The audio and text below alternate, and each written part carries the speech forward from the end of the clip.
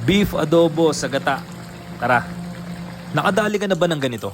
Para sa akin, isa to sa mga pagkain hindi nakakasawa kahit araw-araw ipaluto. Nga pala, request nga pala ni Sesta. Dadalihin ko sana na nagmamantika, pero gusto niya yung may sarsa. Eh sino bang masusunod? Eh di ako. Ako ang susunod. Hehe. Mapunta tayo dito. Pagka ganyang iga na, pwede mo nang kargahan ng pampalasa. Isang ikot na toyo at tagaktak na paminta. Pag ganyang napilantik na, kargahan mo na ng nawasa. Pagkalipas ng isang oras, mukha naman nagpakumbaba na ang baka. Isalin mo na yung katas. Halu-haluin hanggang magyakapan ng baka at keta. Siling panigang at siling kampana. Pandagdag ng lasa at aroma.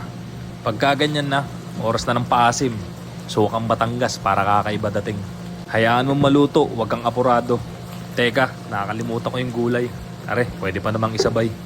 Pagka ganyan na ang salansan, pwede mo nang lasahan. Pag mukhang may gulang, ilagay mo na lahat ng kailangan para di ka pag-ungutan. Sige, karga. Tansya lang ng tansya hanggang makuha mo yung gustong lasa ni Sesta. Temp check pa na, boss. Pagka pakiramdam mo may kulang, bahala ka na, boss. Eh ano pa nga ba? Hintay mga nun, apo!